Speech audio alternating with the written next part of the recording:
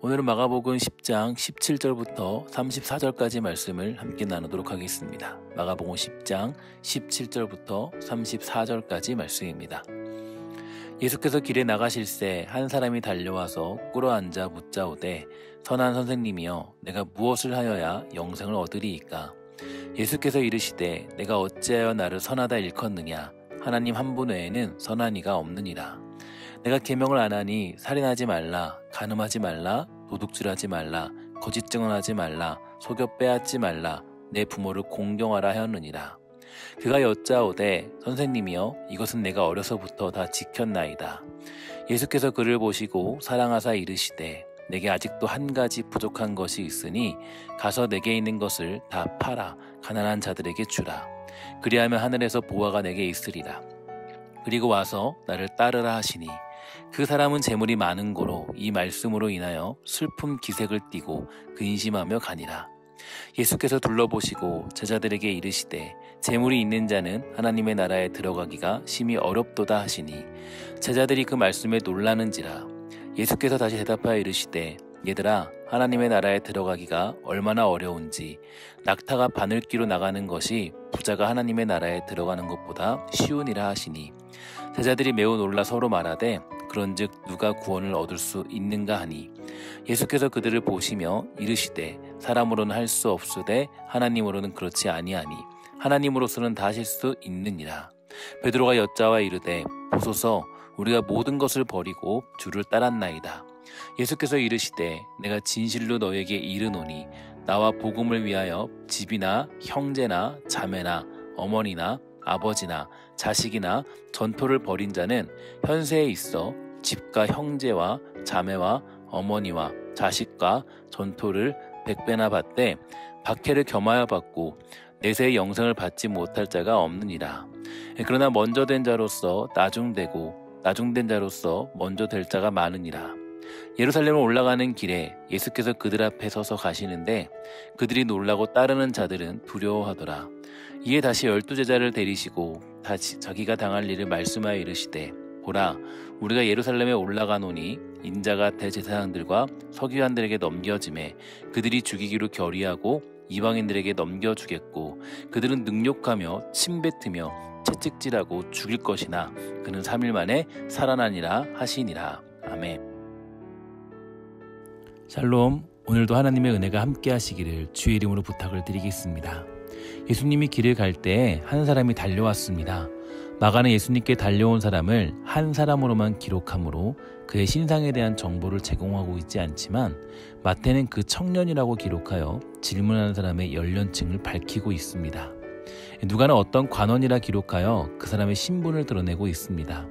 이 모든 것을 종합해보고 재물이 많다라는 것을 근거로 한다면 이 사람은 청년일 뿐 아니라 돈도 많고 능력도 있고 영향력도 있는 사람이었음을 알 수 있습니다.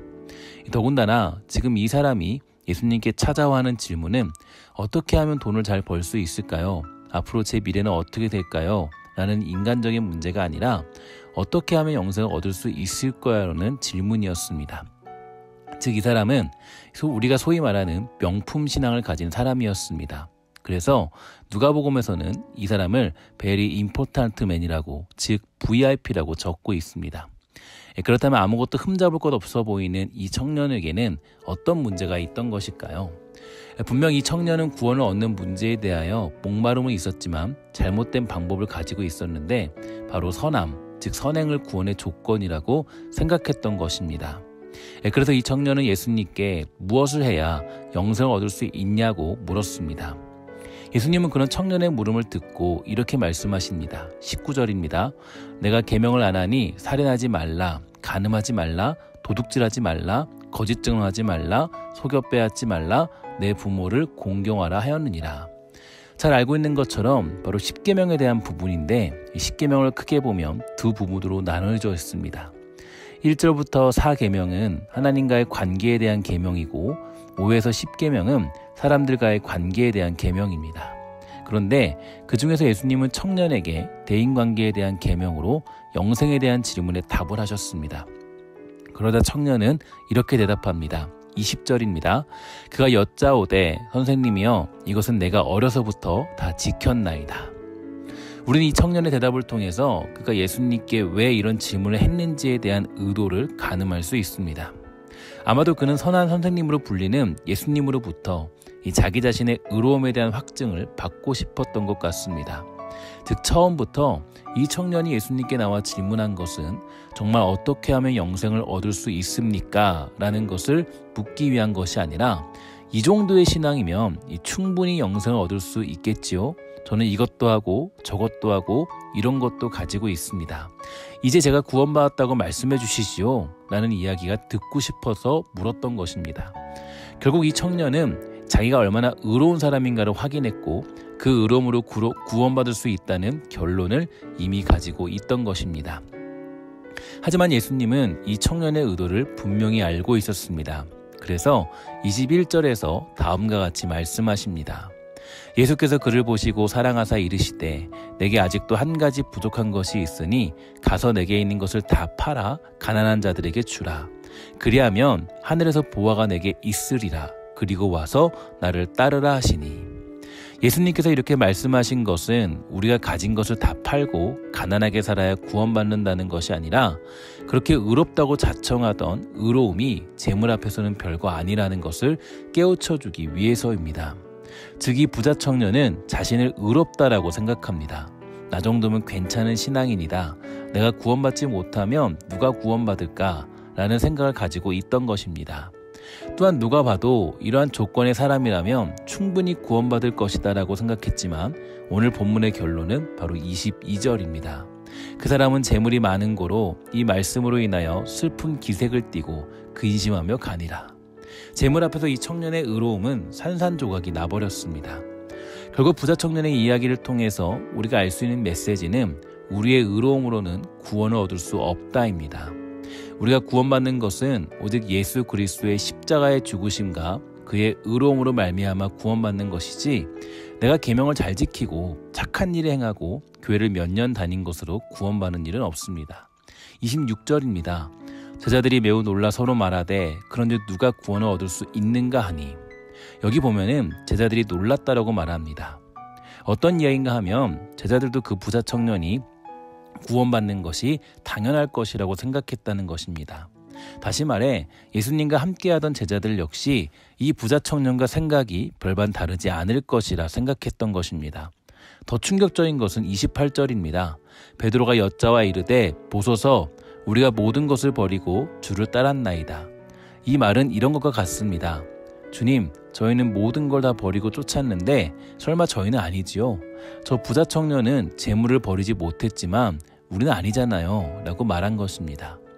제자들의 포기는 실제로 진정한 포기와 헌신이 내포되어 있지 않았고 그저 보상심리가 담겨 있을 뿐이었습니다.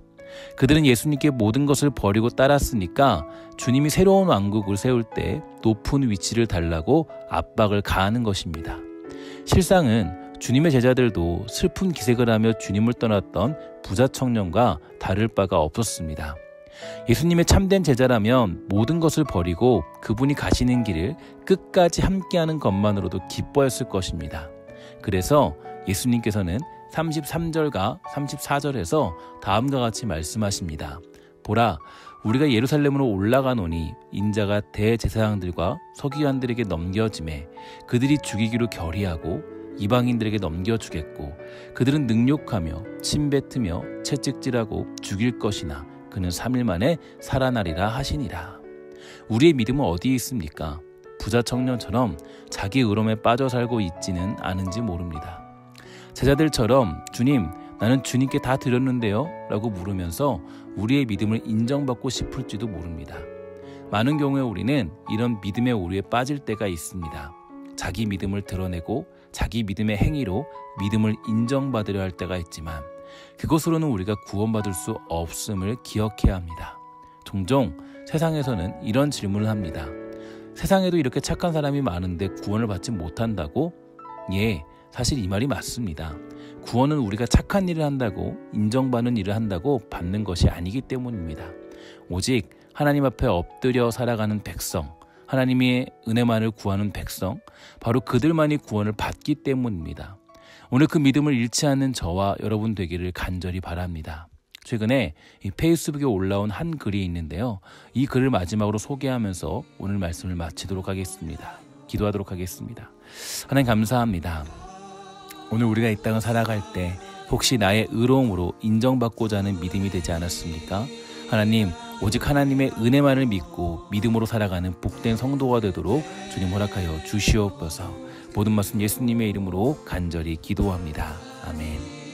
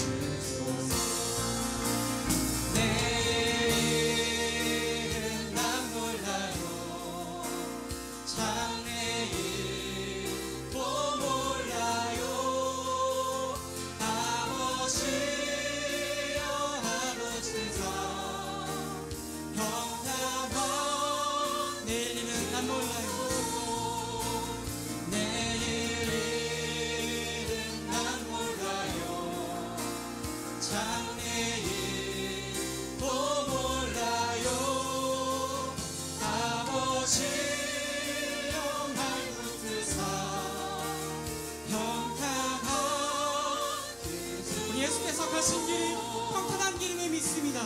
좁은 이 길, 진리의 길, 주님 가신 그의 길, 힘이 들고 어려워도 찬송하며 갑니다. 성령이여 그 음성을 항상 들려주소서. 아멘. 내 마음은 정했어요.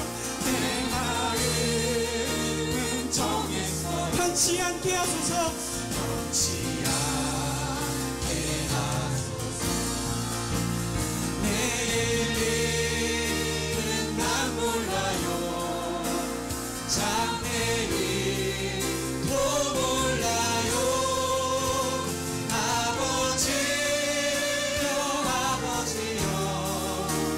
주신 손 내일 일은 난 몰라요. 내일 일은 난 몰라요.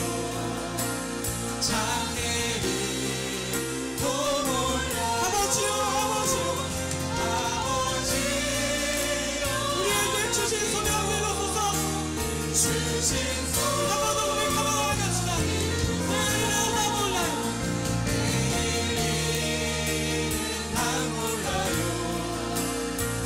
장래일도 몰라요.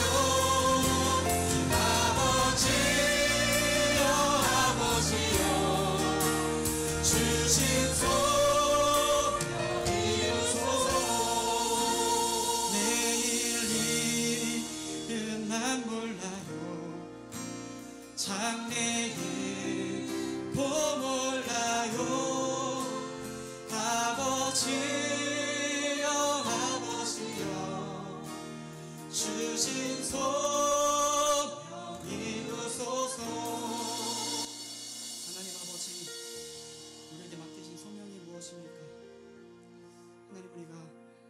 소명대로 살아갈 수 있도록 인도하여 주시옵소서. 이 땅을 살아가며 나아갈 때 하나님의 기쁘신 은혜와 사랑이 하나님 우리의 연약함과 우리의 부족함에도 불구하고 영원히 소명을 이뤄내시는 줄 믿습니다. 하나님 아버지, 이 자리 가운데 넘쳐나시는 그 주님의 놀라우신 사랑으로 하나님 우리 가운데 함께하여 주시옵소서라고 우리 같이 기도하며 말씀 듣기를 준비하며 나아갑시다. 함께 기도하시겠습니다. 오 사랑의 하나님 아버지, 하나님 아버지, 우리의 맡기신 소명 이룰 수 있는 우리가 될 수 있도록 인도하여 주시옵소서. 하나님 아버지, 그 소명대로 우리가 삶을 살아가기를 원합니다.